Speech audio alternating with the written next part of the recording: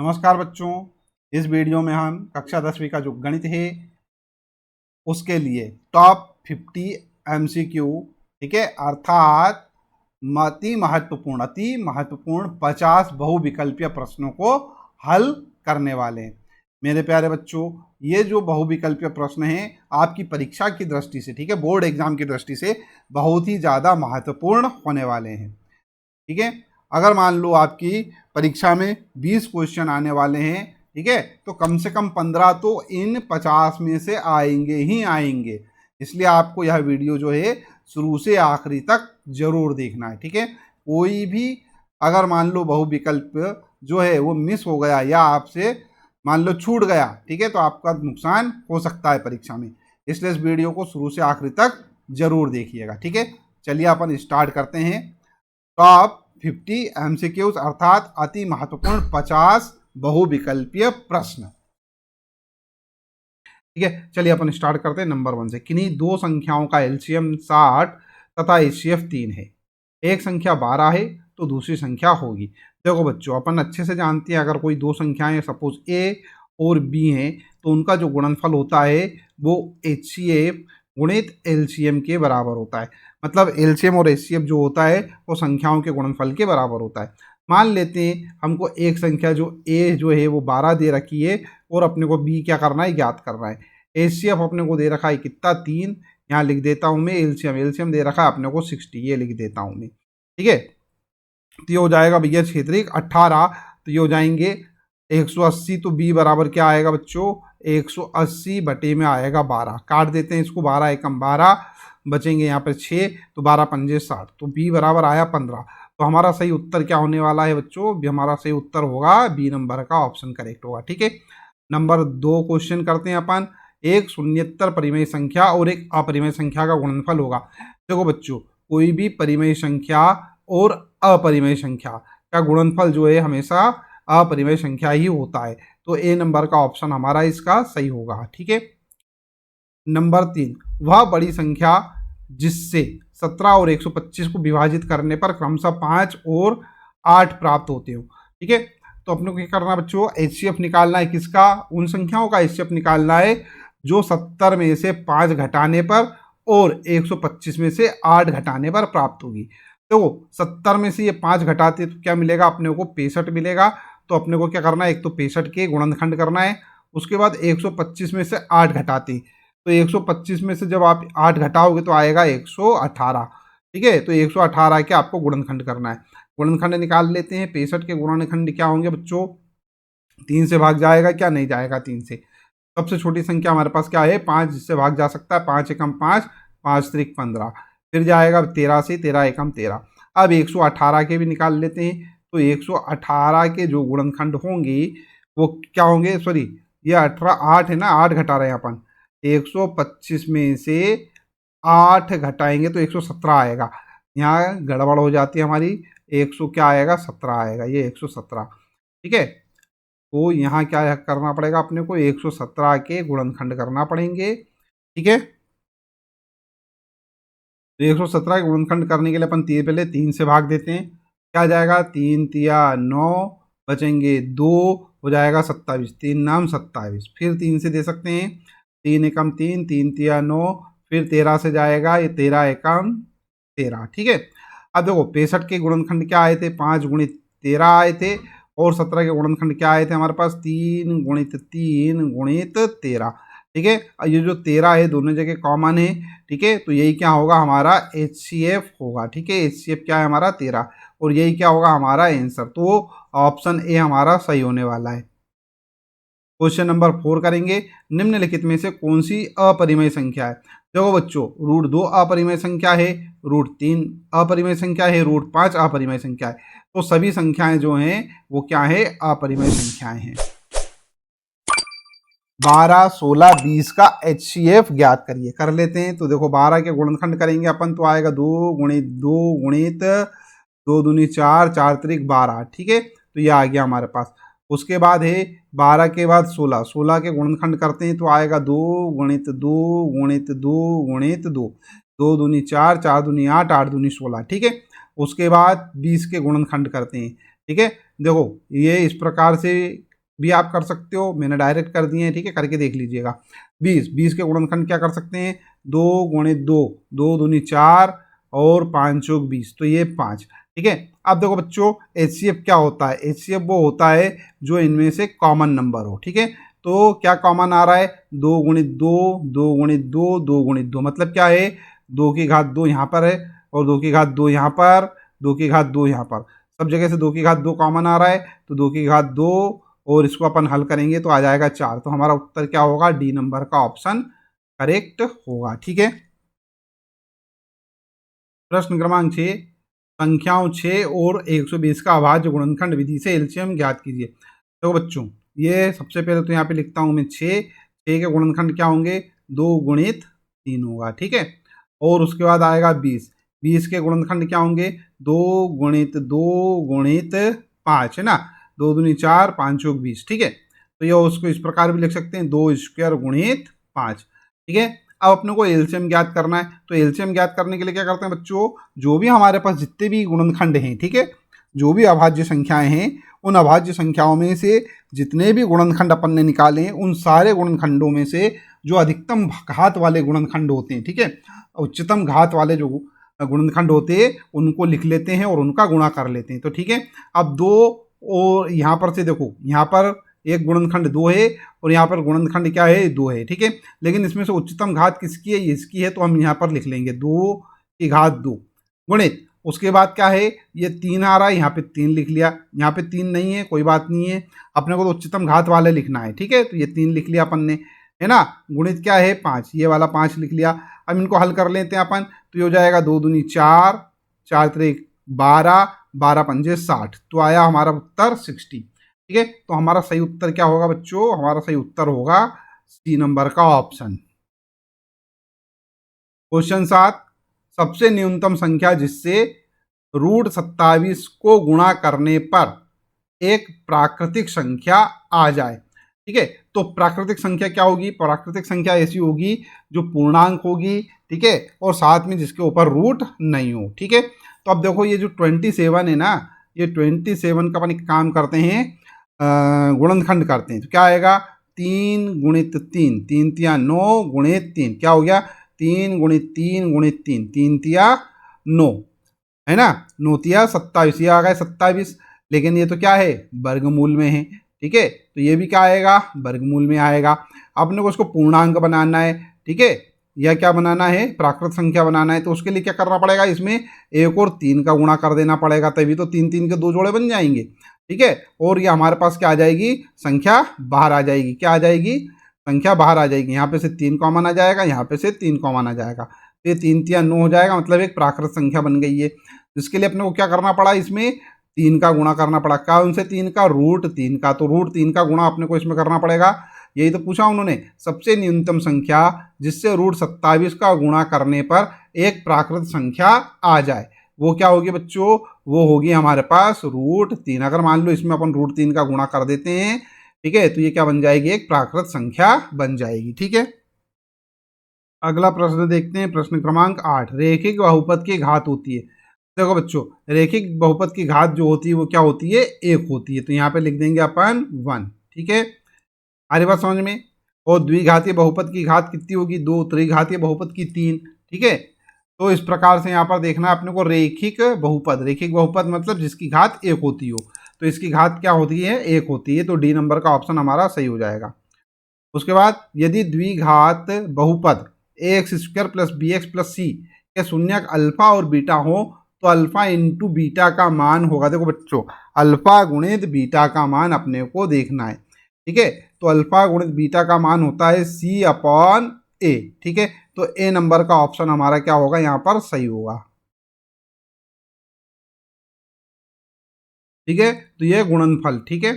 अब यहाँ पर देखते हैं अपन, अगला नंबर है हमारे पास, यदि द्विघात समीकरण बहुपद दे रखा है ax² + bx + c के शून्यक अल्फा इंटू बीटा हो, तो अल्फा प्लस बीटा मतलब शून्यकों का योगफल, ठीक है, शून्यकों का योगफल होगा। तो शून्यकों का योगफल क्या होता है अपने को अच्छे से मालूम है, -b/a, तो ये हमारे पास सी नंबर का ऑप्शन क्या हो जाएगा, करेक्ट हो जाएगा, ठीक है। तो option C correct. Next question, बहुपद x square minus 7x plus 12 के शून्यकों का योग है। ठीक है, तो अब इसके शून्यक निकाल लेते हैं अपन, फिर उसके बाद क्या कर देते हैं, उनका योग कर देते हैं, या फिर सीधे सीधा अपन फार्मूला लगा देंगे। क्या होगा देखो, ए बराबर क्या हमारे पास 1 है, बी बराबर हमारे पास क्या है 7 माइनस का 7 है, और सी बराबर हमारे पास क्या है 12 है। अब शून्यकों का योगफल देखना है, तो योगफल क्या होता है हमारे पास, देखो योगफल निकालना है। तो योगफल क्या होता है शून्यकों का, माइनस बी अपॉन ए होता है। तो यहाँ पर देखो माइनस बी, तो ये हो जाएगा माइनस साइन ये वाला। ठीक है, और बी का मान क्या है -7 है, तो ये -7 लिखा अपन ने, अपॉन में ए का मान कितना है 1 है, ये 1 लिख दिया। क्या होगा, माइनस गुणित माइनस हो जाएगा प्लस, तो ये हो जाएगा 7/1, मतलब क्या आएगा 7। तो हमारा जो उत्तर है बी नंबर का ऑप्शन क्या हो जाएगा, करेक्ट हो जाएगा। ठीक है, नेक्स्ट क्वेश्चन है बहुपद x square minus x minus 6 के शून्यक। अब यहाँ पर अपने को इनको शून्यक निकालना है, तो फटाफट देख लेते हैं, शून्यक निकाल लेते हैं अपन। यहाँ शून्यक ज्ञात करने के लिए अपन क्या करेंगे, गुणनखंड विधि का उपयोग करेंगे। ठीक है, तो गुणनखंड विधि में क्या करेंगे अपन, ये x square minus x minus 6 है, लास्ट में हमारे पास माइनस साइन है। ठीक है, और एक्स स्क्वायर का सगुणांक 1 है, तो 1 का गुणा 6 के साथ करेंगे, तो 1 गुणित 6 ये हो जाएंगे हमारे पास 6। अब 6 को अपने को ऐसे भागों में जोड़ना है कि जो लास्ट में माइनस साइन है, ठीक है, माइनस साइन जो है मतलब घटाने पर अपने को बीच वाली संख्या मिल जाए, बीच में क्या है एक्स का सगुणांक 1 है। तो ऐसी संख्याएं होती है 3 गुणित 2, तो ये हो जाएगा 6।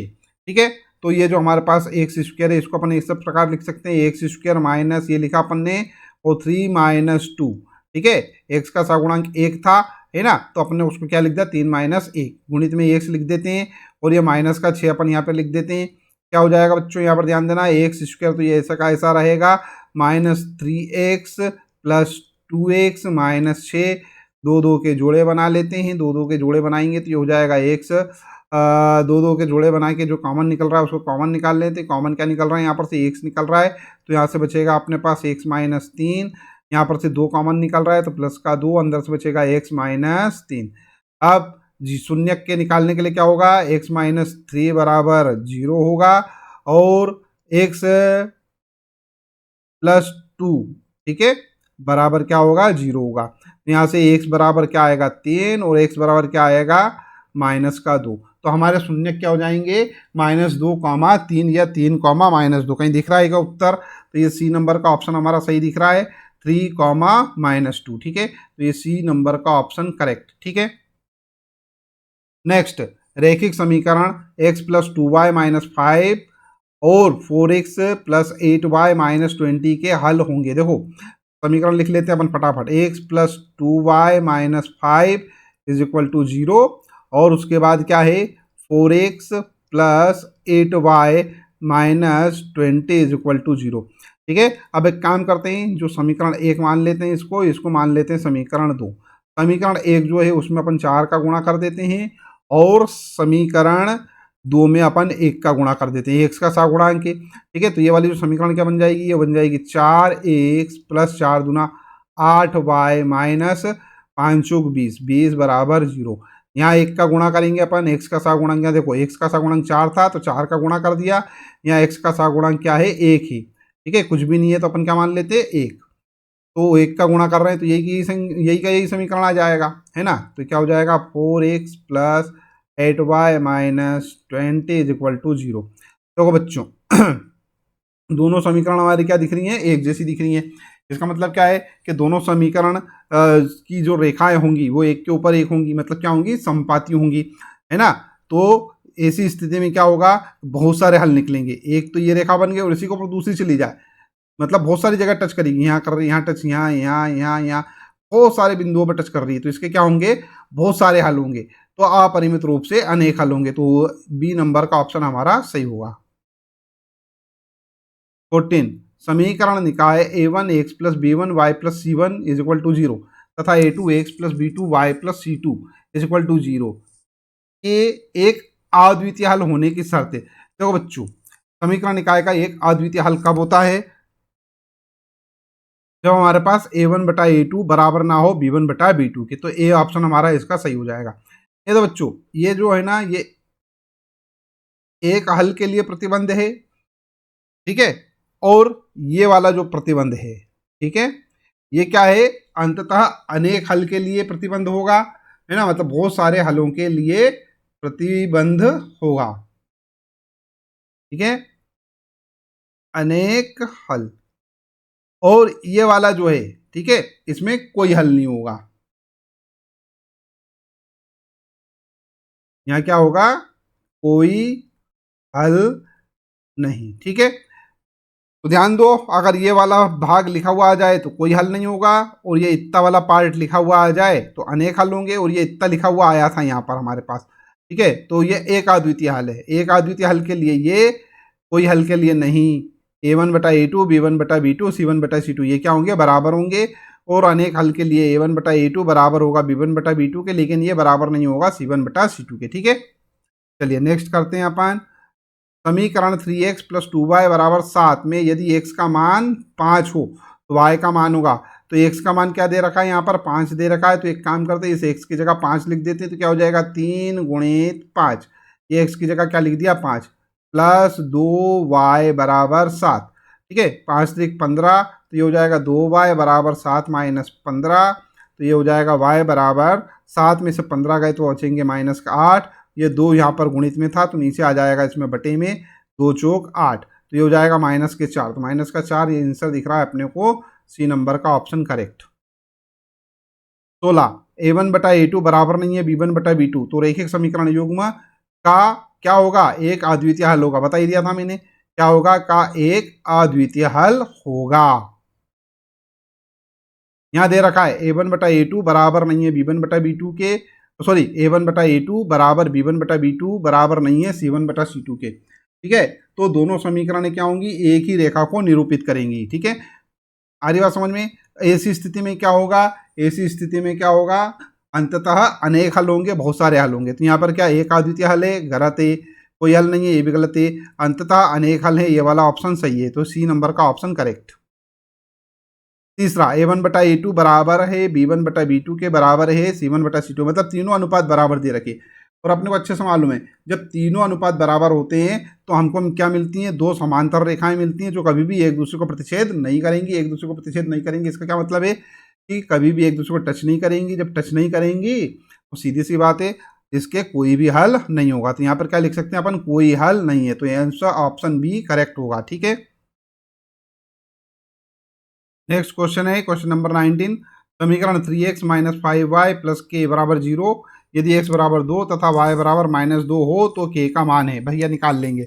देखो यहाँ पे दो मान दे रखे हैं अपने को, सॉरी x और y के मान दे रखे हैं, x बराबर 2 और y बराबर -2। तो ये जो हमारे पास समीकरण है 3x माइनस 5y प्लस के इज इक्वल टू 0, यहाँ मान रख देते हैं, x की जगह 2 लिख देते, तो ये 3 गुणित 2 हो जाएगा माइनस 5 गुणित क्या है -2 है, तो ये -2 लिख दिया, प्लस में क्या है के बराबर 0। देखो 3 दूना 6 और प्लस, क्यों, क्योंकि माइनस का गुणा माइनस के साथ करेंगे तो प्लस होगा, क्या आएगा 5 दूना 10, तो ये हो जाएगा 10 और ये हो जाएगा प्लस का के बराबर क्या है 0। तो 10 और 6 होगा 16, ठीक है, और ये 16 जाएंगे दूसरी तरफ तो माइनस के हो जाएंगे, तो के बराबर क्या आएगा माइनस का 16, कहीं दिख रहा है, ऑप्शन डी हमारा करेक्ट है, ठीक है।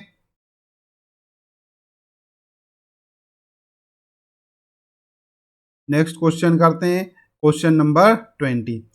द्विघात समीकरण के बारे में निम्न कथनों पर विचार कीजिए। दिए गए समीकरण के विविक्तकर शून्य से कम है, समीकरण के कोई मूल वास्तविक ही नहीं है, समीकरण के विविक्तकर शून्य है, समीकरण के मूल वास्तविक हैं, और 4 ऑप्शन दे रखे हैं अपने को, 1 और 2 सही, 1 और 4 सही, 3 और 4 सही, केवल 1 सही, ठीक है। तो सबसे बड़ा जो खेल है हमारे पास यहाँ पर विविक्तकर का है, ठीक है। विविक्तकर का सूत्र क्या होता है, डी बराबर B² माइनस 4AC। और अगर मान लो ये डी जो है, ठीक है, डी अगर मान लो बराबर आ जाए इसके, तो दो मूल क्या होंगे, वास्तविक और बराबर होंगे, ठीक है। तो चेक कर लेते हैं अपन, ये जो डी है इसका मान निकाल लेते हैं। देखो बी, बी क्या है हमारे पास, यहाँ से यहाँ a बराबर 2, b बराबर -4, c बराबर 3, ठीक है। तो b का मान क्या है -4 है, तो ये -4 पूरे का स्क्वायर, -4 इंटू ए है हमारे पास 2 है, ये 2 लिख दिया, और सी हमारे पास 3 है, ये 3 लिख दिया। ठीक है, तो डी बराबर क्या हो जाएगा, ये हो जाएगा 16 माइनस 4 दूना 8, 8 या 24, 24। बच्चों डी का मान जो है वो क्या आया हमारे पास, -8 आया। मतलब डी जो है वो क्या है, 0 से छोटा हो गया। 0 से क्या हो गया भैया, छोटा हो गया, है ना। तो डी जो है वो 0 से छोटा है। तो यहाँ पे देखो, दिए गए समीकरण का विविक्त कर 0 से कम है। ठीक है, 0 से छोटा है मतलब कम, है ना। तो ये वाला ऑप्शन सही है। समीकरण के कोई मूल वास्तविक नहीं है। ठीक है, और ऐसी स्थिति में मूल भी वास्तविक नहीं होते। तो 1 और 2 तो सही हो गए। समीकरण के विविक्त कर 0 है, नहीं है, 0 0 से कम है। समीकरण के मूल वास्तविक है, वास्तविक कब होंगे, जब वो 0 से ज़्यादा हो। ठीक है, यहाँ तो 0 से कम है।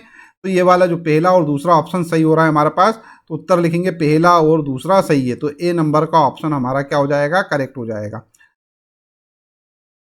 क्वेश्चन नंबर 21, यदि समीकरण का एक मूल 1/2 हो तो के का मान ज्ञात कीजिए। के का मान ज्ञात करना है, बहुत ही आसान है।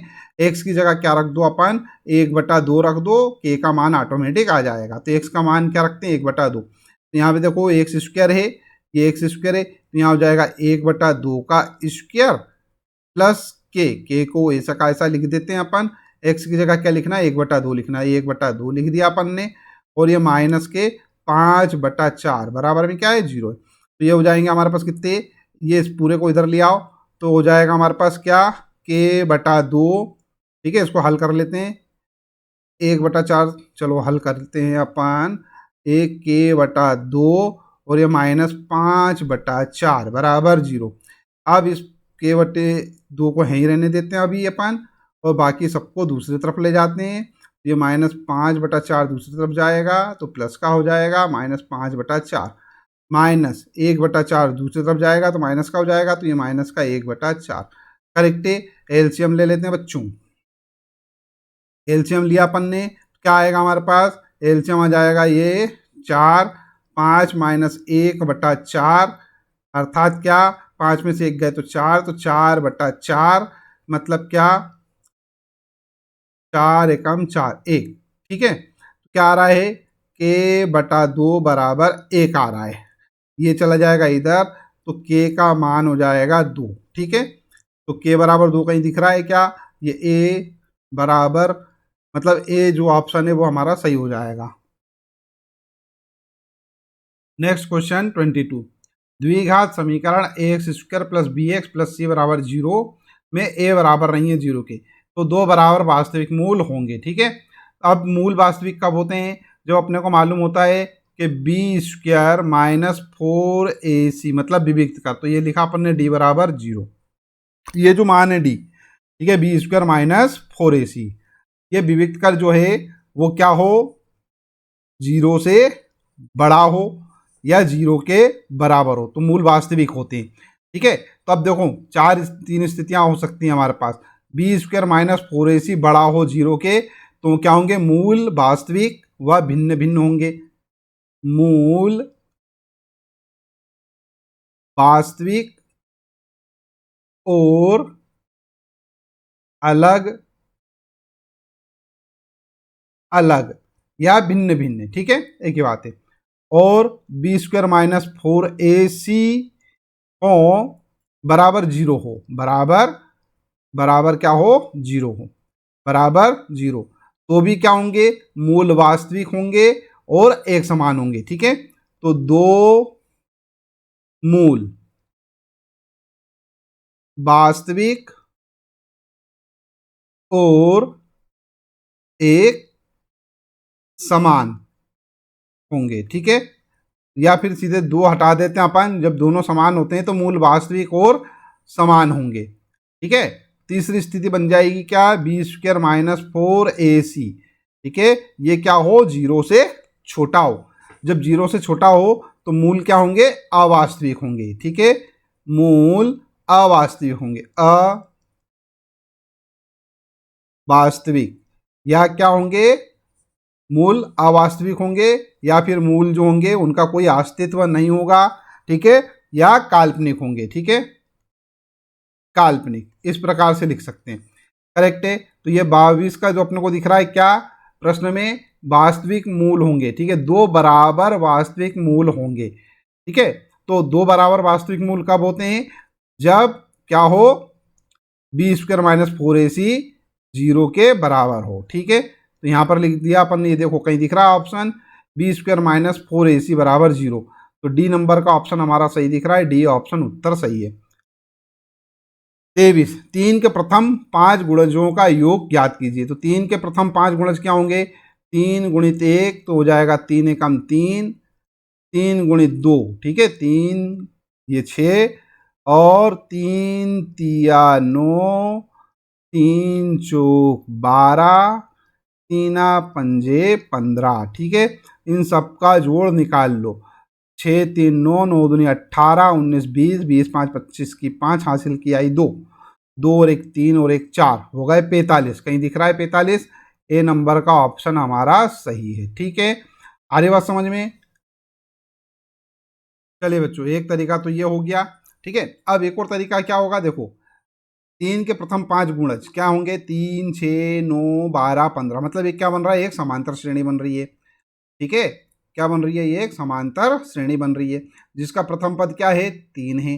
ठीक है, और इसका अंतिम पद क्या है, एल, एल मतलब अंतिम पद, ये कितना है, 15 है। ठीक है, पदों की संख्या कितनी है, यहाँ पे लिखा हुआ है 5 है ना, 1 2 3 4 5, एन कितना है, एन बराबर 5 है। और अपने को मालूम है समांतर श्रेणी में, ठीक है, पदों की जो सॉरी एन पदों का जो योग होता है वो किससे देते हैं, ए से एन से। इसका सूत्र क्या होता है, एन बटा 2 और प्रथम पद प्लस अंतिम पद। ठीक है, तो यहाँ पर एस एन, एन मतलब हो गया हमारे पास 5, मतलब प्रथम 5 पदों का योग है ना। एन कितना आएगा हमारे पास, यहाँ 5 आएगा, बटे में कितना है 2, ए कितना है, ए हमारे पास 3 है, ये लिखा 3, प्लस एल, एल कितना है, एल हमारे पास है 15, ये लिखा 15।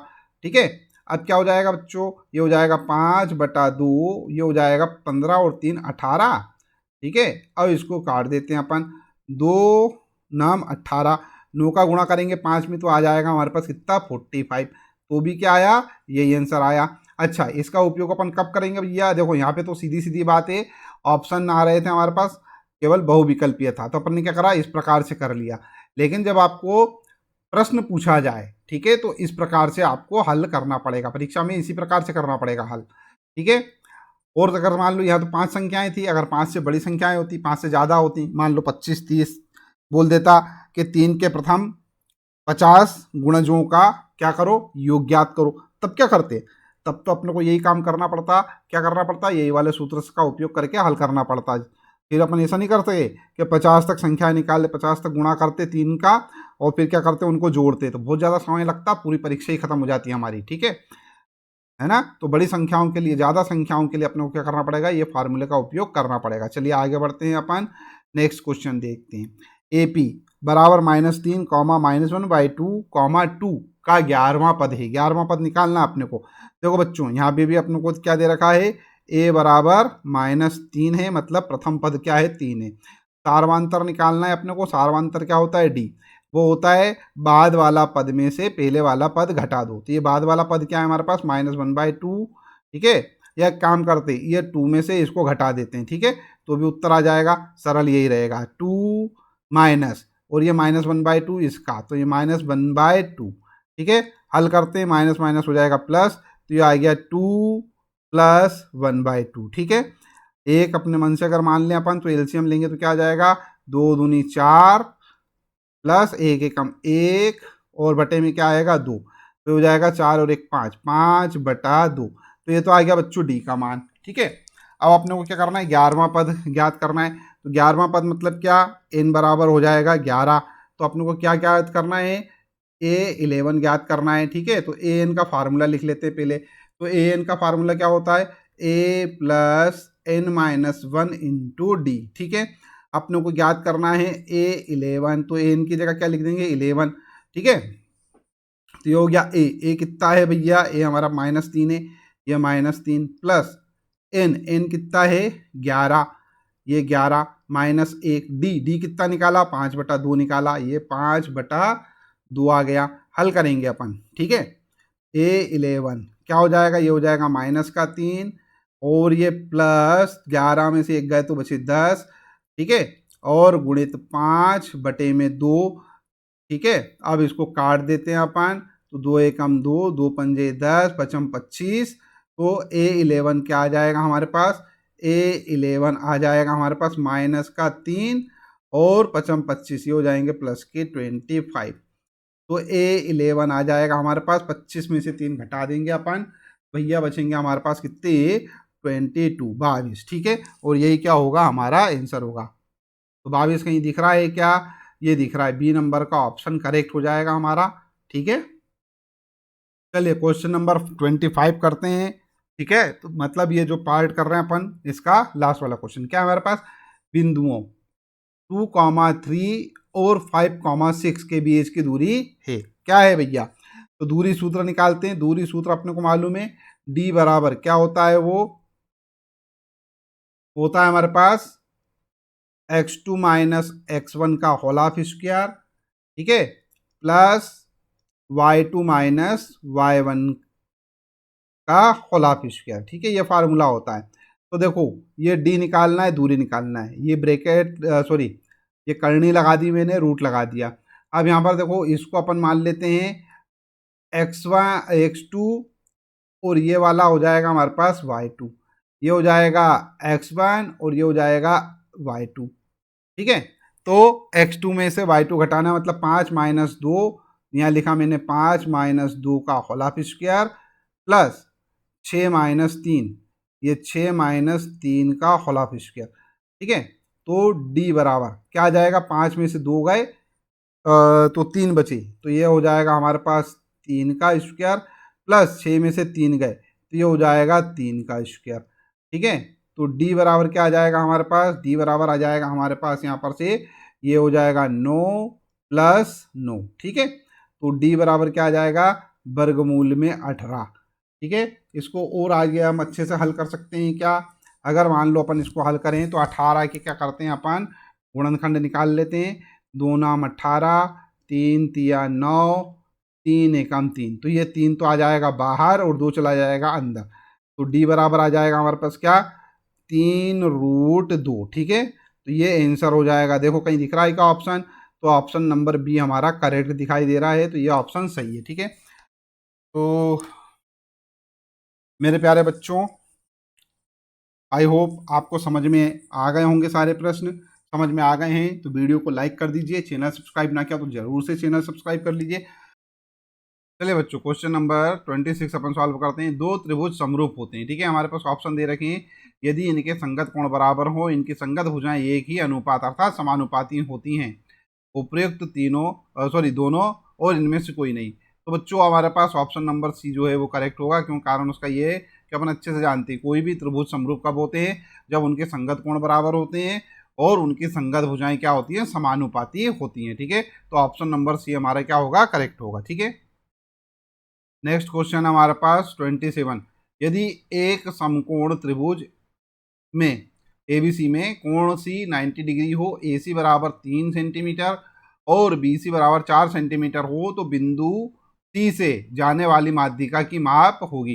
देखो बच्चों मान लेते हैं हमारे पास क्या है, कोई त्रिभुज है, ठीक है।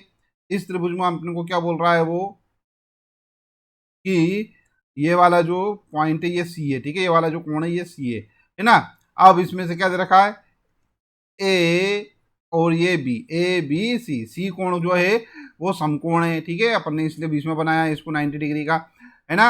अब क्या दे रखा है, 3 सेंटीमीटर, तो ये ए सी जो है 3 सेंटीमीटर है और बी सी बराबर क्या है भैया, वो है 4 सेंटीमीटर, करेक्ट है।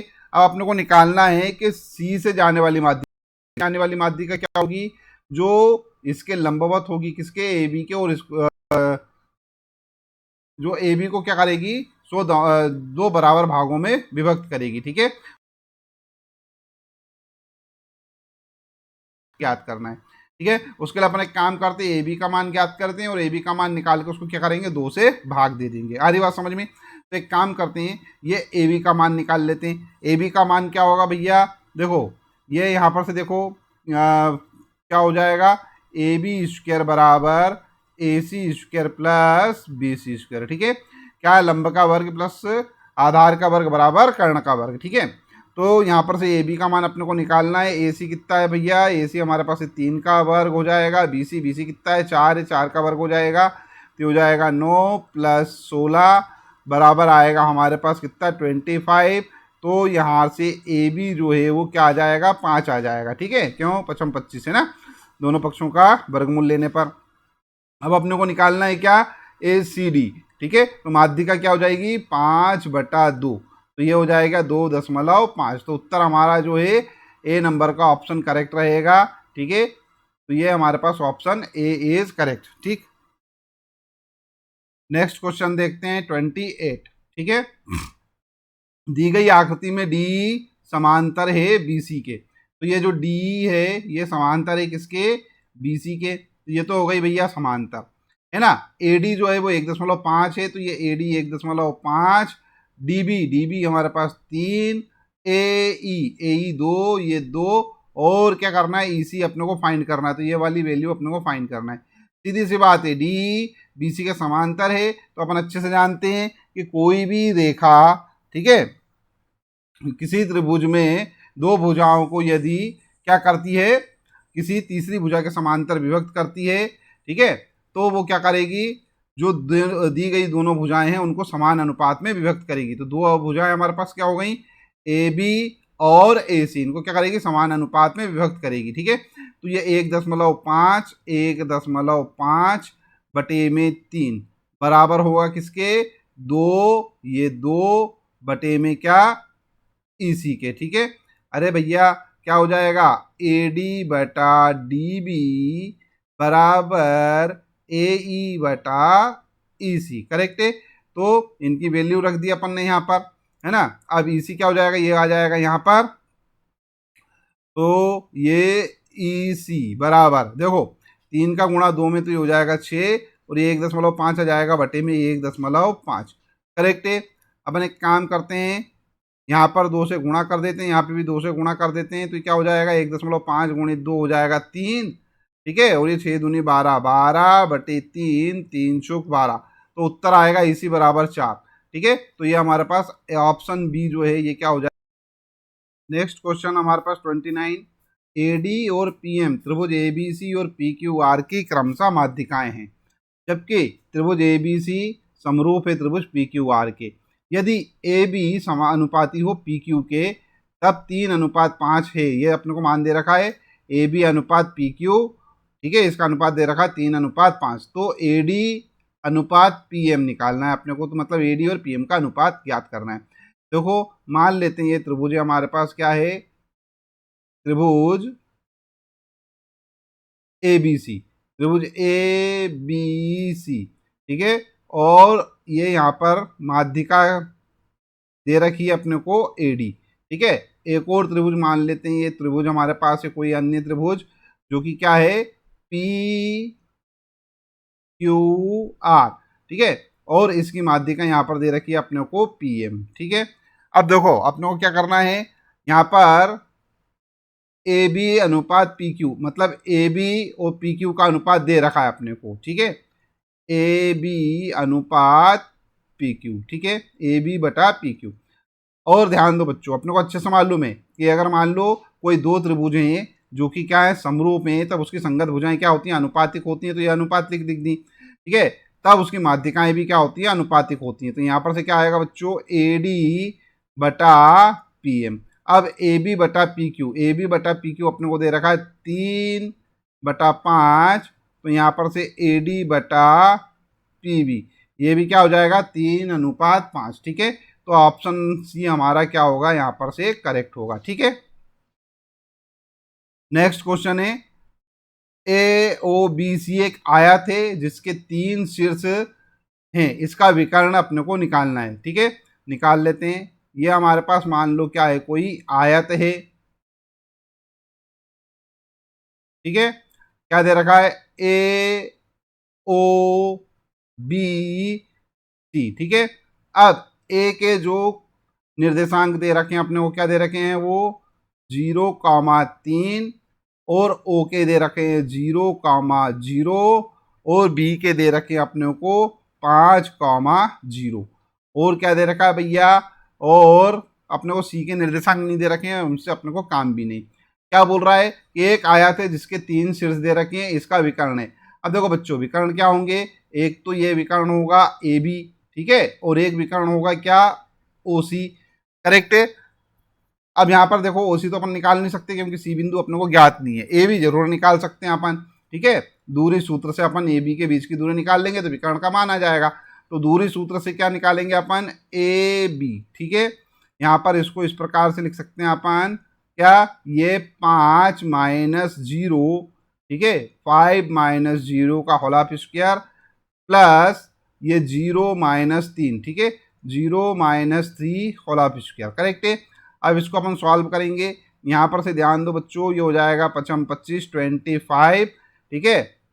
5 में से 0 गए तो 5 है ना, 5 का वर्ग 25 प्लस 0 में से 3 गए बचे 3, ठीक है, माइनस के 3, -3 में -3 का गुणा करेंगे तो आएगा हमारे पास कितना, 9। तो ये आ जाएगा हमारे पास कितना, 25 प्लस 9, ठीक है।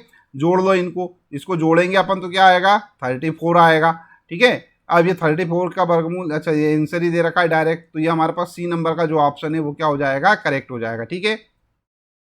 नेक्स्ट क्वेश्चन देखते हैं अपन, बिंदु और के बीच की दूरी ज्ञात करो। तो दूरी सूत्र से निकालना है अपने को, सीधे सीधे निकालते हैं अपन पी क्यू, ठीक है। क्या हो जाएगा, अगर मान लो इसको अपन x1, इसको y1, इसको x2, इसको y2 मान रहे हैं, तो इसमें से इसको घटा देते हैं अपन, क्या आएगा, -2 और -7 कर रहे हैं, तो ये -7 कर रहे हैं, तो माइनस से ये वाला माइनस हो जाएगा प्लस, तो ये आ जाएगा प्लस का 7 है ना, और इसका स्क्वायर प्लस, यहाँ आगे बढ़ो, ये -3 में से 7 को कर देते हैं क्या,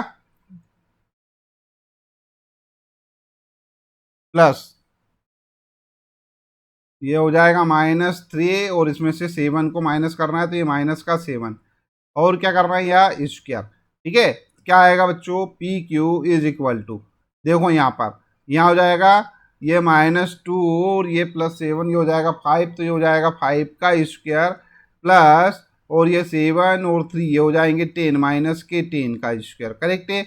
अब यहाँ पर से देखो, ये पी क्यू बराबर ये हो जाएगा हमारे पास क्या, ये हो जाएगा 25 प्लस 10 में 10 का मल्टीप्लाई करेंगे तो 100 आएगा, तो ये 100 प्लस 25 आ जाएगा, ठीक है। तो ये हो जाएगा हमारे पास क्या, P Q is equal to, ये हो जाएगा 125, ठीक है, 125। अब अपन एक काम करेंगे, 125 के क्या करते हैं, वर्गमूल निकाल लेते हैं, सॉरी गुणनखंड कर लेते हैं, ठीक है। तो ये 125 का वर्गमूल अपन निकालने के लिए गुणनखंड करते हैं। देखो 2 से जाएगा क्या, नहीं जाएगा, 3 से भी नहीं जाएगा, 5 से जाएगा, 5 दूना 10 और फिर आ जाएगा हमारे पास कितना आएगा, ये 2 बच रहे, 5 25, ठीक है। फिर 5 से जाएगा 5 25 और फिर 5 से जाएगा 5 एकम 5, जोड़ा बन रहा है 5 का, तो ये 5 आएगा बाहर, जिसका जोड़ा नहीं बन रहा है वो आएगा अंदर, ठीक है। तो ये होगा हमारे पास 5√5, कहीं दिख रहा है आंसर 5√5, ए ऑप्शन हमारा करेक्ट है। नेक्स्ट क्वेश्चन देखते हैं अपन, sine theta minus cos theta बराबर 1 है, तो sine to the power 4 theta plus cos to the power 4 theta का मान होगा, ठीक है। चलो बच्चों अपन एक काम करते हैं, यहाँ पर अपने को जो दे रखा है sine theta minus cos theta is equal to 1, इसी से शुरुआत करते हैं। देखो ये लिखा अपन ने sine theta minus cos theta is equal to 1, दोनों पक्षों का क्या करते हैं अपन, वर्ग कर देते हैं। जब वर्ग करेंगे तो क्या आ जाएगा, sine theta minus cos theta whole of square is equal to 1 का स्क्वायर, ठीक है।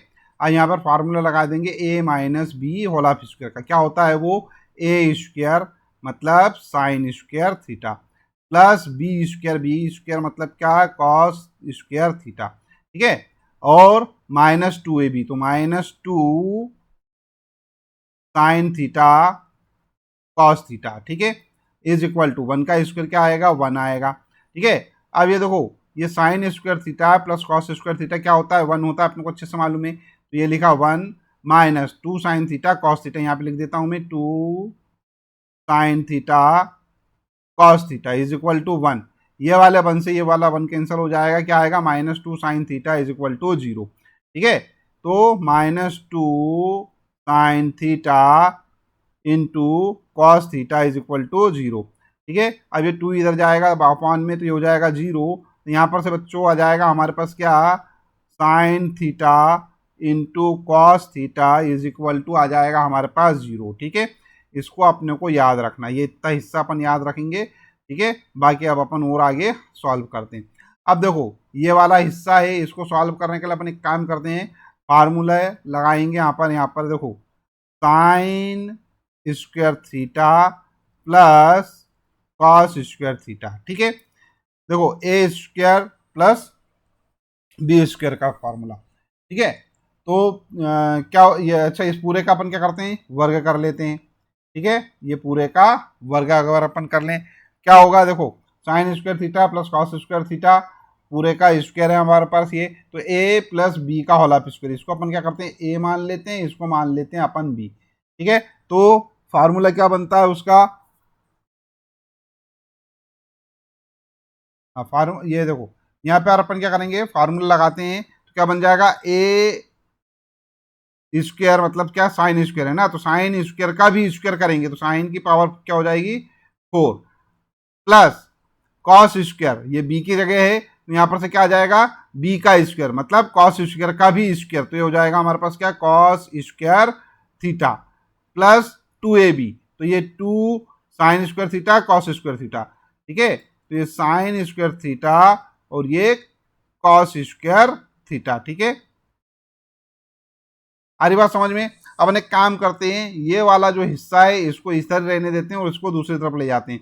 क्या आ जाएगा बच्चों, ये हो जाएगा sign square theta plus cos square theta पूरे का स्क्वायर और ये -2 sign square theta cos square theta, इसको दूसरी तरफ ले जा रहे हैं तो हो जाएगा -2 sign square theta cos square theta. ठीक है, अब अगर अपन इसको इधर ले जा रहे हैं तो ये क्या आएगा, पूरा का पूरा ये वाला मान आ जाएगा बराबर में, तो यहाँ पर से एक काम करते हैं, इसको बराबर में लिख देता हूँ मैं।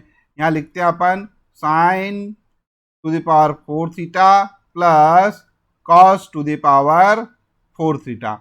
ठीक है, ये पूरा का पूरा मान आ गया। अब यहाँ पर एक काम अपन इसका मान रख दे, sine square theta plus cos square theta क्या होता है, 1 होता है, तो ये हो गया 1 और ये इसका स्क्वायर है तो ये हो गया स्क्वायर, माइनस यहाँ देखो 2 ये लिखा 2। ठीक है, साइन स्क्वायर थीटा और इंटू कॉस स्क्वायर थीटा। ठीक है, मतलब साइन थीटा कॉस थीटा एक बार और फिर एक और बार क्या हो जाएगा, साइन थीटा कॉस थीटा, है ना। तो ये इसकी जगह अपन क्या कर सकते हैं, ये मान लिखा अपन ने साइन थीटा कॉस थीटा बराबर क्या 0, तो ये लिख दिया अपन ने 0। क्या आएगा 1 माइनस 2 इंटू 0 मतलब 0, मतलब क्या आएगा 1, तो 1 आंसर जो हमारा ए ऑप्शन करेक्ट हो जाएगा। ठीक है, चलिए नेक्स्ट क्वेश्चन है हमारे पास 33, sine 2a is equal to 2 sine A तब सत्य होता है जबकि ए बराबर हो। ठीक है, अपने को पता लगाना है कि ये दोनों मान जो है, ठीक है, वो बराबर कब होंगे, साइन 2a और 2 साइन ए का मान बराबर कब होगा। एक काम करते हैं अपन ए के स्थान पर इनकी वैल्यू लिख के देख लेते हैं। ठीक है, तो ए के स्थान पर अगर अपन यहाँ पर क्या लिखेंगे, साइन ये इंटू 2 इंटू ए की जगह अपन क्या लिखते हैं 0 लिखते हैं। ठीक है, बराबर 2 साइन 0 डिग्री। ठीक है, अब देखो साइन 2 का 0 में गुणा करेंगे तो आएगा 0 डिग्री, तो ये हो जाएगा साइन 0 डिग्री बराबर 2 साइन 0 डिग्री। 0 डिग्री की वैल्यू क्या होती है 0 और यहाँ पर से 2 इंटू साइन 0 डिग्री की वैल्यू 0, 2 में 0 का गुणा करेंगे तो आएगा 0 बराबर 0। ठीक है, तो 0 रखने पर सही आ रहा है तो ए ऑप्शन हमारा सही हो जाएगा। ठीक है, आगे भी ज्ञात कर लेते 30 डिग्री। ठीक है, यहाँ पर देखो ये साइन 2 और यह इंटू में आ जाएगा हमारे पास क्या 30, साइन 2 इंटू 30। ठीक है, बराबर में 2 इंटू साइन ए की जगह क्या लिख रहे हैं अपन 30, तो ये हो जाएगा हमारे पास क्या साइन 60 डिग्री बराबर 2 साइन 30 डिग्री। साइन 60 डिग्री का वैल्यू क्या होती है √3/2 होती है बराबर 2 साइन 30 डिग्री का मान क्या होता है 1/2 होता है, 2 से ये 2 कैंसल, तो √3/2 बराबर 1 आ रहा है।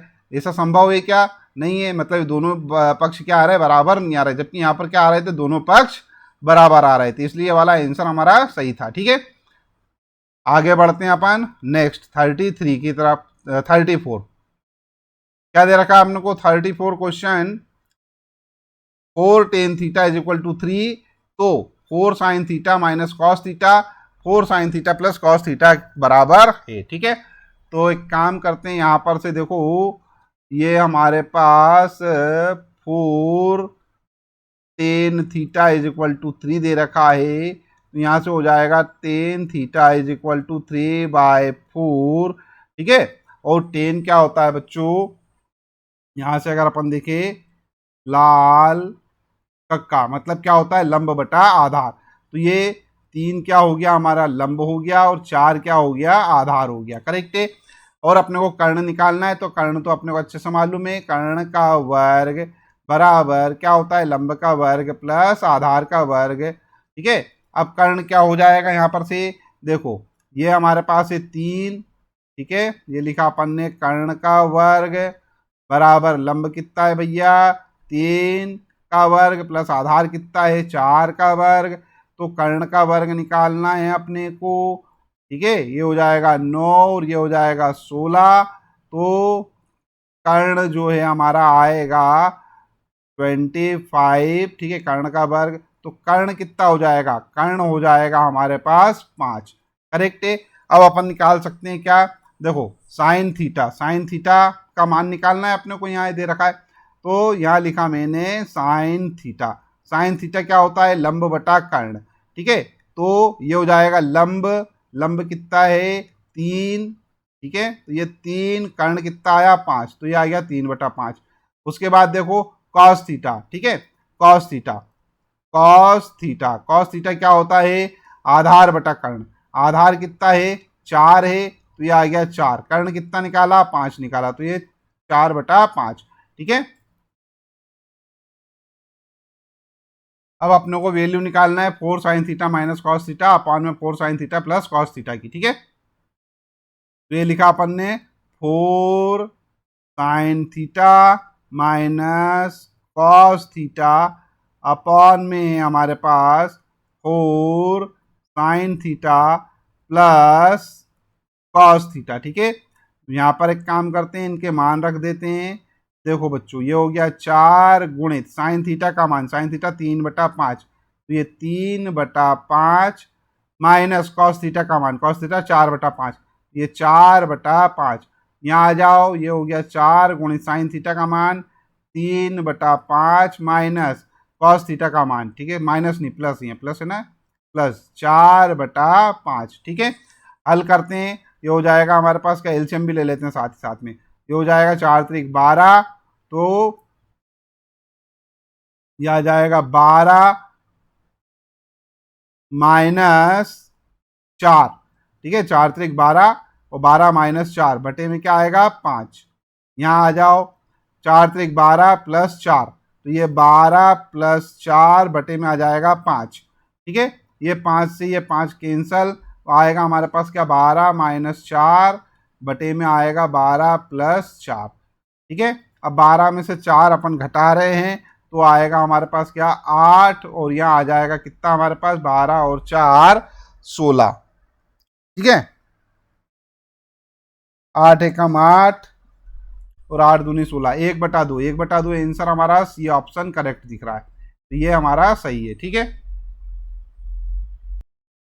नेक्स्ट क्वेश्चन करते हैं अपन 35। 35 क्या है, सेक ए प्लस टेन ए, ठीक है, इंटू में 1 माइनस साइन ए, और इसका मान अपने को देखना है, 4 ऑप्शन दे रखे हैं, तो एक काम करते हैं, इसको लिख लेते हैं अपन, सेक ए प्लस टेन ए, तो सेक ए को अपन क्या लिख सकते हैं 1/cos ए लिख सकते हैं। ठीक है, तो ये cos ए है ना, प्लस टेन को क्या लिख सकते हैं साइन बटा कॉस, तो ये लिखा अपन ने साइन ए बटा कॉस ए, गुणित में 1 माइनस साइन ए, तो ये लिखा 1 माइनस साइन ए।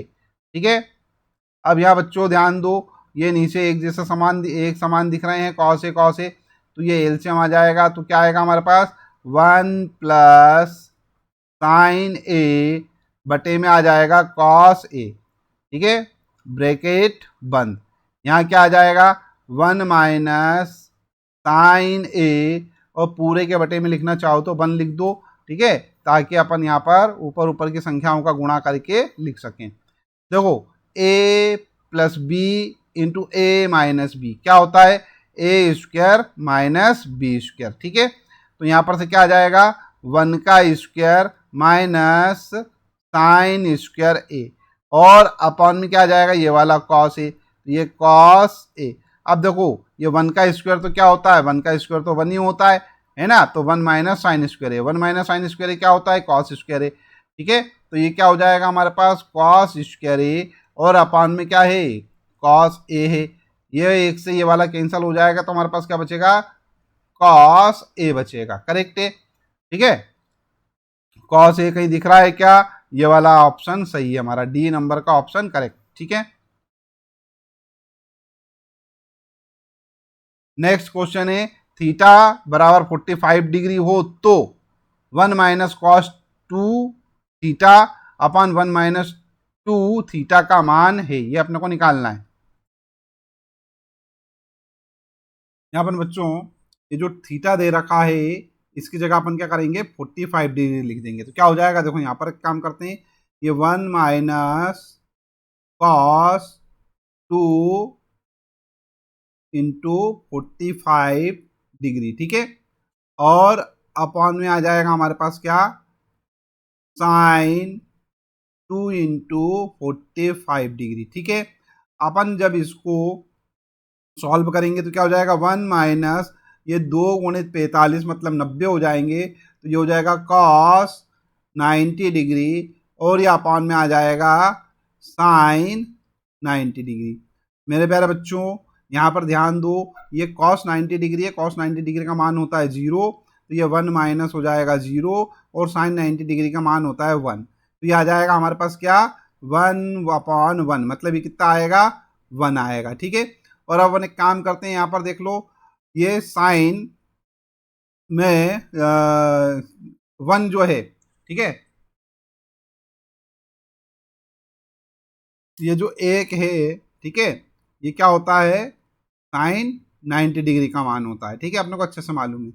अब देखो ये यहाँ पर सब गलत लिख दिया है, एक ही जगह पर इनकी कोणों के मान होना चाहिए थे, तो ये जो बी जो है, ठीक है, यहाँ पर होना चाहिए था साइन 90 डिग्री, ठीक है, तब ये ऑप्शन क्या हो जाता सही हो जाता, ठीक है। तो बी अपना ऑप्शन जो है वो सही है, यहाँ पे सब मान गलत रख रखे हैं अपन ने, ये 90 होगा, ये 90 डिग्री, ये 90 डिग्री, ये 90 डिग्री, ठीक है। तो हमारे पास साइन जो ऑप्शन बी जो है वो करेक्ट हो जाएगा, ठीक है। ये गलत दे रखा है, यहाँ पर क्या होना चाहिए कोण के मान होना चाहिए थे, ठीक है।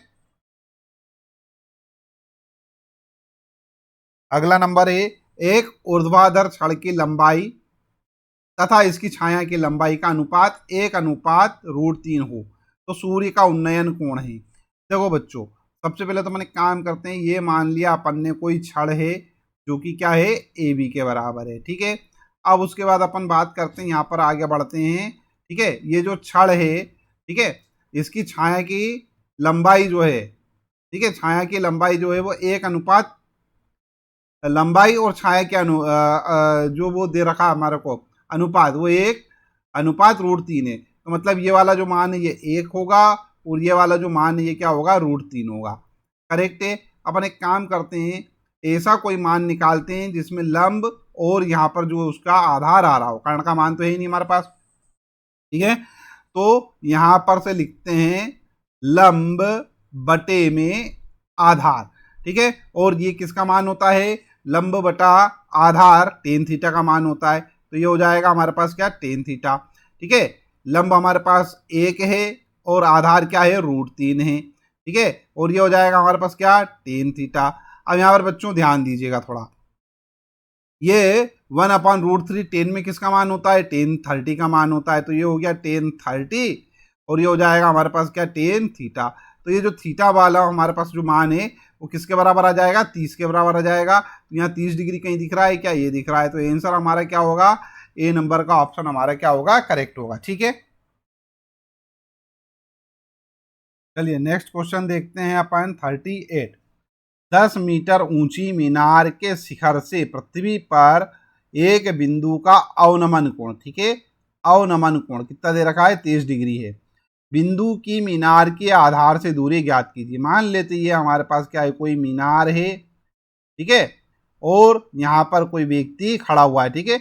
10 मीटर ऊंची मीनार के शिखर से, ये शिखर है, पृथ्वी पर कोई बिंदु है, मान लेते हैं यहाँ कोई बिंदु है, ठीक है। तो यहाँ पर जो कोण दे रखा है ये अवनमन कोण, अवनमन कोण कहाँ बनता है भैया, नीचे बनता है, ठीक है। उन्नयन कोण ऊपर बनता है। तो ये वाला कोण कितना है, ये दे रखा है हमारे पास 30 डिग्री का, करेक्ट है ना। तो ये वाला 30 डिग्री का है, तो ये भी कितना का होगा, ये भी 30 डिग्री का होगा, ठीक है। अब यहाँ पर से मान लो ए भी क्या है, कोई मीनार है, ठीक है, और ये सी बिंदु पर हमारे पास क्या है, कोई अवनमन कोण बन रहा है, ठीक है। तो बिंदु के मीनार के आधार से दूरी ज्ञात करना अपने को, बिंदु की मीनार के आधार से दूरी, ये ऊंचाई दे रखी है 10 मीटर, और अपने को क्या निकालना है, बी से निकालना है, आधार निकालना है ना। तो ये आधार अपने को निकालना है और लंब अपने को दे रखा है, ठीक है। तो अपन ऐसा फार्मूला उपयोग करेंगे जिसमें आधार बटा लंब आता हो या लंब बटा आधार आता हो, ठीक है ना। तो यहाँ पे लिखता हूं मैं लंब बटे में आधार, कौन से सूत्र में आता है, टेन थीटा में आता है, ठीक है। तो लंब कितना है, 10 मीटर है, ये 10, और आधार निकालना है बीसी, ये बीसी कर दिया अपन ने, टेन थीटा, तो ये हो जाएगा कितना हमारे पास, 30 डिग्री है ना। तो थीटा की जगह क्या लिख दिया अपन ने, 30 डिग्री। क्या आ जाएगा बच्चों, 10 बटे में बीसी बराबर टेन थीटा, टेन 30 डिग्री का मान क्या होता है, 1/√3 होता है। तो ये लिख दिया अपन ने, ठीक है। बीसी जाएगा यहाँ और 3 आएगा यहाँ, तो ये हो जाएगा 10√3 = BC, ठीक है। तो अब ये क्या है, मीनार के आधार से जो दूरी है वो क्या है भैया, 10√3 मीटर है। 10√3 मीटर कहाँ आ रहा है हमारे पास, ऑप्शन ए करेक्ट आ रहा है। तो ये ऑप्शन ए हमारा क्या हो जाएगा, सही हो जाएगा, ठीक है। नेक्स्ट क्वेश्चन करते हैं अपन 39। एक ऊर्ध्वाधर खंबे की परछाई खंबे की ऊंचाई के बराबर है, ठीक है। मान लेते ये खंबा है ए बी, ठीक है, और इसकी परछाई यहाँ तक आ रही है, मान लेते हैं वो क्या है, BC है। तो अपने को दे रखा है कि खंबे की ऊंचाई और परछाई की लंबाई, ठीक है, ये दोनों क्या है भैया, बराबर हैं, ठीक है ना। तो यहाँ पर अपने को उन्नयन कोण निकालना है, ये वाला कोण निकालना है।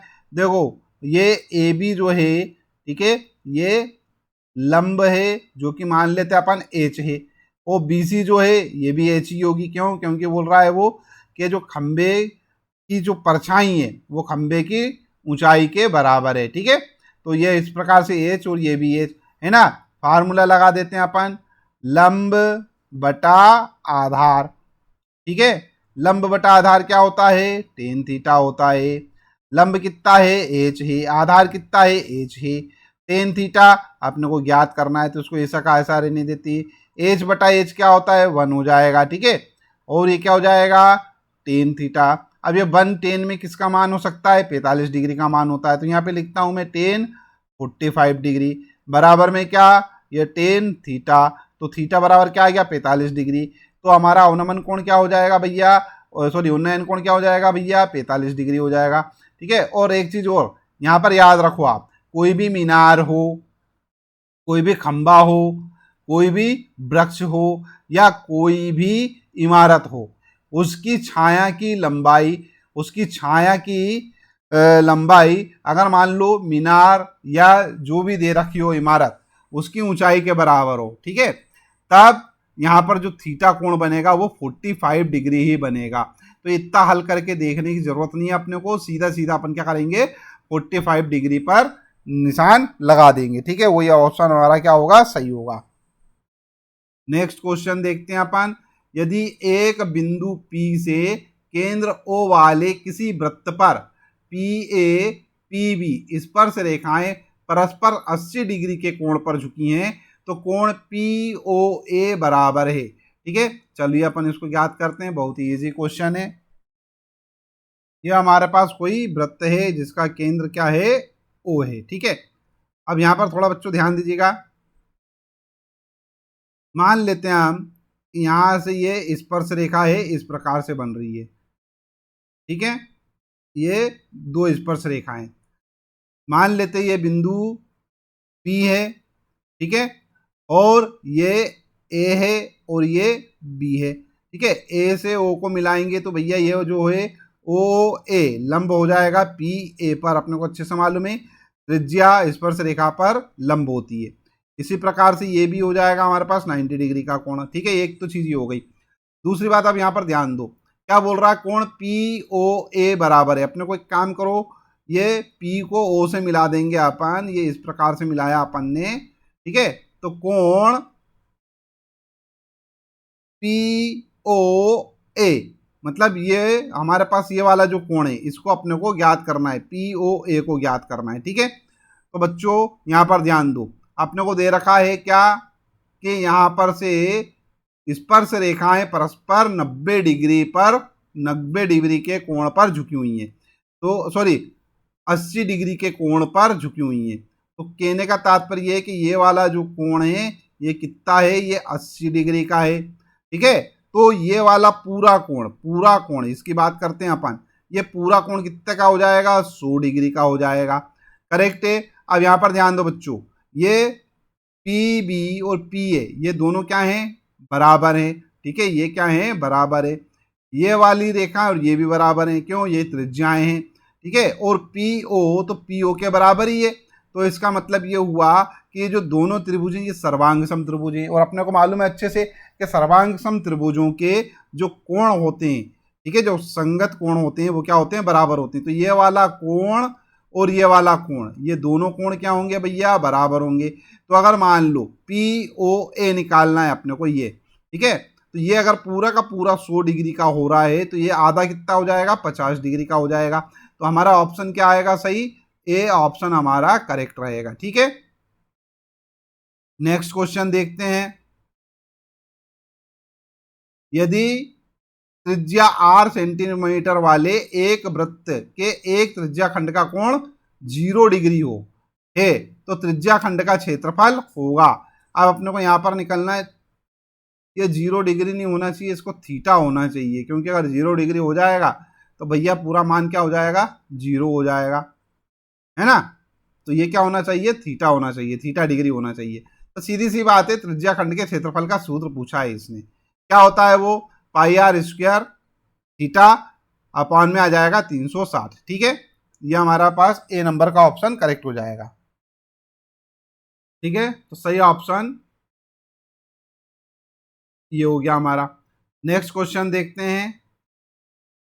14 सेंटीमीटर भुजा वाले वर्ग में बने अंतःवृत्त की परिधि होगी। अच्छा, अब 14 सेंटीमीटर भुजा वाला जो वर्ग है उसमें अंतःवृत्त की परिधि अपने को ज्ञात करना है। ठीक है, तो मान लेते हैं हमारे पास क्या है, कोई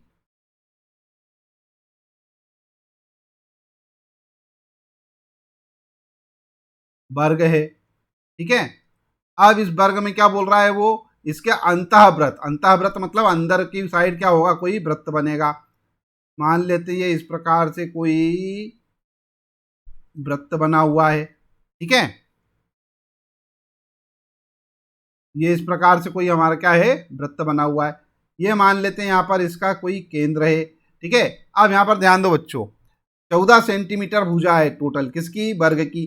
तो ये 14 सेंटीमीटर यहाँ से यहाँ तक का मान, मतलब यहाँ से यहाँ तक का मान क्या होगा, ये 14 सेंटीमीटर होगा। ठीक है, तो इसका आधा अगर अपन कर दें तो ये हो जाएगी त्रिज्या, यहाँ से यहाँ तक की ये कितनी हो जाएगी, ये 7 सेंटीमीटर हो जाएगी। करेक्ट है, तो इसका मतलब है कि जो वृत्त है उसकी त्रिज्या कितनी आ रही है, 7 सेंटीमीटर आ रही है। अब अपने को अच्छे से मालूम है कि जो कोई वृत्त होता है, वृत्त की परिधि का सूत्र क्या होता है भैया, क्या होता है वो होता है 2 पाई आर। ठीक है, अब देखो ये 2 की जगह 2 लिख दिया मैंने, पाई की जगह 22/7 लिख देते हैं अपन। आर, आर कितना है, 7 सेंटीमीटर, ये 7 सेंटीमीटर, इस 7 से ये 7 खत्म, तो ये 22 दूना 44, तो ये हो जाएगा 44 सेंटीमीटर। कहीं दिख रहा है क्या, ऑप्शन बी हमारा करेक्ट है। ठीक है, चलिए नेक्स्ट क्वेश्चन देखेंगे अपन। कोण थीटा वाले त्रिज्या खंड के संगत चाप की लंबाई ज्ञात कीजिए। तो चाप की लंबाई का सूत्र क्या होता है, थीटा बटा 360 गुणे 2πr। ठीक है, तो ये आंसर हमारा क्या हो जाएगा, बी नंबर का ऑप्शन करेक्ट हो जाएगा। ठीक है, ये तो सूत्र ही है ना सीधे। नेक्स्ट क्वेश्चन करते हैं अपन सॉल्व 44।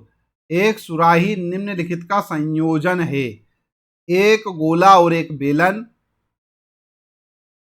एक अर्धगोला और एक बेलन, दो अर्धगोले, एक बेलन और एक शंकु।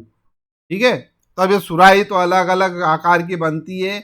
जब इसमें देखो ये बेलन दे रखा हमारा, ये बेलन है। ठीक है, और ये इस प्रकार से ये बना देते हैं अपन, तो ये बन जाएगा शंकु।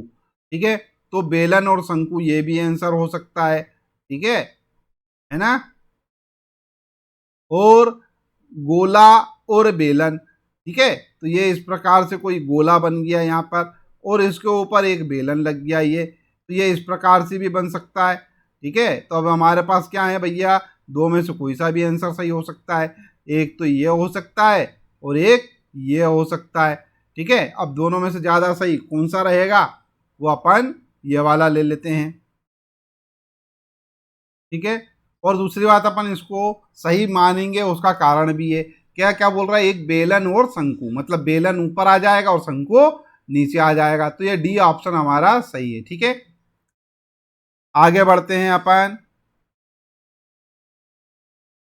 घन के एक पृष्ठ का परिमाप 28 सेंटीमीटर है, तो घन का आयतन ज्ञात कीजिए। ठीक है बच्चों, मान लेते हैं हमारे पास कोई घन है। ठीक है, अब इस घन में क्या दे रखा है, क्या बोल रहा है, घन के एक पृष्ठ का परिमाप। तो ये एक पृष्ठ ये हो जाएगा, दूसरा ये, तीसरा ये, उसके बाद चौथा इसके पीछे, एक के पीछे, दो के पीछे इधर आ जाएगा, 5, 3 के नीचे आ जाएगा 6। तो कुल कितने पृष्ठ होते हैं, 6 पृष्ठ होते हैं। एक पृष्ठ का परिमाप दे रखा है उसने, मतलब यहाँ से यहाँ तक ये और ये। ठीक है, ये अपने को दे रखा है, ये कितना दे रखा है, 28 सेंटीमीटर दे रखा है। ठीक है, अपने को चारों भुजाएं मालूम है इसकी क्या होती हैं, बराबर होती हैं। ठीक है, तो इस 28 को अपन क्या करते हैं, 4 से भाग दे देते हैं। ठीक है, तो अपन यहाँ पे लिख लेते हैं, अपन दिया है, क्या दिया है, 4a बराबर 28। तो ये a बराबर क्या हो जाएगा, 28/7। तो ये हो जाएगा हमारे पास, सॉरी 4, मैंने डायरेक्ट आंसर ही लिख दिया यहाँ पर। ठीक है, ये 4। ठीक है, तो यहाँ कितना आ जाएगा, 7, है ना। तो अब बच्चों ये जो 7 सेंटीमीटर, ये तो क्या आ गई, घन की ये एक कोर की लंबाई आ गई। ठीक है, तो ये घन की भुजा की लंबाई आ गई। अब भुजा की लंबाई आ गई 7 सेंटीमीटर। अब कोई भी घन का आयतन अपन निकाल सकते हैं। तो यहाँ पे लिखता हूं मैं, घन का आयतन क्या होता है, घन का आयतन v बराबर a क्यूब। ठीक है, a कितना निकला, 7 निकला, तो 7 गुणित 7 गुणित 7। ठीक है, गुणा कर दो। ठीक है, 7 में 7 का गुणा करेंगे 3 बार, तो क्या आ जाएगा, 343 सेंटीमीटर क्यूब आएगा। ठीक है, तो ये ए नंबर का ऑप्शन क्या होगा, हमारा सही होगा। ठीक है, 1 से 10 तक धनात्मक विषम संख्याओं का माध्य होगा। ठीक है, तो माध्य निकालना है अपने को। तो माध्य निकालने के लिए क्या होता है, सभी संख्याओं का योग बटे में संख्या का नंबर। ठीक है, तो मतलब यहाँ पर कितनी संख्याएं आ रही हैं, देखो 1 से 10 तक कितनी हैं, 1 से 10 तक की धनात्मक विषम संख्याओं। ठीक है, तो ये 1 हो जाएगी, प्लस 3 हो जाएगी, प्लस 5 हो जाएगी, प्लस 7 हो जाएगी, प्लस 9 हो जाएगी। इन सबको जोड़ दो, कितनी संख्याएं हो रही हैं, 1 2 3 4 5, 5 से भाग दे दो। ठीक है, सबको जोड़ो, 5 से भाग दे दो, जोड़ो इनको, क्या आ रहा है। ठीक है, ये हो जाएगा 7 दूनी 14, 15 16, 16 5 21, 3 24 और 1 25, कितना आया 25, और अपान में क्या आ जाएगा 5, क्या आ जाएगा 5 25। तो आंसर 5 कहीं दिख रहा है, डी नंबर का ऑप्शन हमारा सही होगा। ठीक है, अगला क्वेश्चन, आंकड़ों की माध्यिका ज्ञात कीजिए। माध्यिका होगी, तो सबसे पहले तो इनको बढ़ते हुए क्रम में लिख लेते हैं अपन। तो ये 13, 15, 16, 17, 19, 20 सभी बढ़ते हुए क्रम में लिखे हुए हैं। ठीक है, अब माध्यिका निकालने के लिए क्या करना पड़ेगा? माध्यिका अगर मान लो ये हमारे पास विषम संख्याएं होती हैं, ठीक है, क्या हो रही है 1, 2, 3, 4, 5, 6, ये तो हो रही है सम। अगर ये विषम संख्या होती तो सीधा सीधा काम होता कि ठीक बीच वाला जो नंबर होता वो हमारी माध्यिका हो जाती। लेकिन अब चूंकि ये क्या है, सम संख्याएं हैं, ठीक है, तो इसमें क्या होगा भैया, कितनी संख्याएं हमारे पास यहां पर दिख रहा है 1, 2, 3, 4, 5, 6, ठीक है, ये सम संख्याएं हैं। तो यहां पर क्या होता है, इसका फार्मूला होता है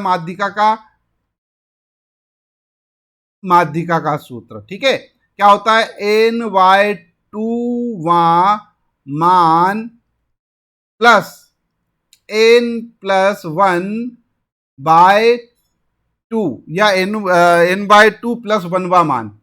यहां गलत लिख दिया है अपन ने, ये ऐसा लिखेंगे N/2 प्लस 1 वां मान, और पूरे के बटे में क्या आ जाएगा, 2 आ जाएगा। देखो N/2, N कितना आया 6, तो 6/2, 6/2 वां मान प्लस N/2, तो ये हो जाएगा 6/2 प्लस 1 वां मान, पूरे के बटे में क्या आ जाएगा, 2 आ जाएगा। देखो 6/2 मतलब 3, 3 वां मान या तीसरा मान, 6/2, ठीक है, 3 आया, 3 और 1 4, 4वां मान, 4वां मान या चौथा मान, एक ही बात है। बटे में क्या आ गया, 2। देखो 3वां मान या तीसरा मान क्या है, 1, 2, 3, तीसरा मान है हमारे पास 16, ठीक है, और 4वां मान क्या है हमारे पास 17, ये चौथे नंबर पे, तो प्लस आ गया 17, ठीक है, बटे में कितना आ जाएगा, 2, है ना। ये हो जाएगा हमारे पास कितना, 16, 32 और 33, 33/2, भाग दे दो, यहाँ पर हमारे पास आएगा 16.5, 16.5, या सीधे सीधे क्या 33/2 दिख रहा है ना, कहीं दिख रहा है आंसर, ये रहा सी नंबर का ऑप्शन। सी नंबर का ऑप्शन क्या है हमारा, करेक्ट है, ठीक है। नेक्स्ट क्वेश्चन देखते हैं अपन 48।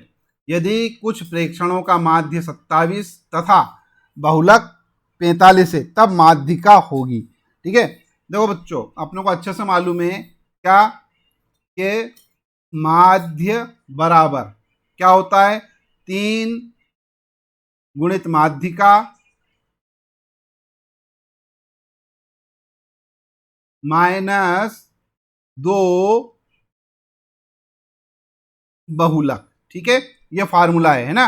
अपने काम करते हैं, मान रख देते हैं, तो माध्य 27 दे रखा, ये 27 लिख लिया बराबर 3 माध्यिका तो निकालना ही है अपने को, तो ये 3 लिखा, ठीक है, 3 गुणित माध्यिका माइनस 2 गुणित बहुलक, बहुलक कितना है 45 है, तो ये 45, ठीक है, कर दो इनका गुणा, 45 में 2 का गुणा करेंगे 90 आएगा, ठीक है, तो ये हो जाएगा 27 इज इक्वल टू 3 माध्यिका माइनस ये हो जाएगा हमारे पास 90, इधर जाएगा दूसरी तरफ, तो ये 27 प्लस 90 इज इक्वल टू 3 माध्यिका, ठीक है। अब ये 90 और 27 को जोड़ रहे हैं अपन, तो ये हो जाएंगे हमारे पास 117 इज इक्वल टू 3, और ये आ जाएगा हमारे पास माध्यिका, ठीक है। अब 117 जो है 117 को 3 से भाग देंगे अपन, यहां लिखता हूं मैं माध्यिका, ठीक है। अब 3 से भाग देंगे तो क्या आ जाएगा, यहां पर देखो 3 तिया 9, ठीक है, बचेंगे 2, तो ये हो जाएगा 27, 3 नाम 27, ठीक है, तो ये हो जाएगा हमारे पास 39 माध्यिका किसके बराबर आएगी, 39 कहीं दिख रहा है क्या, तो भैया इसमें से तो कहीं दिख ही नहीं रहा है,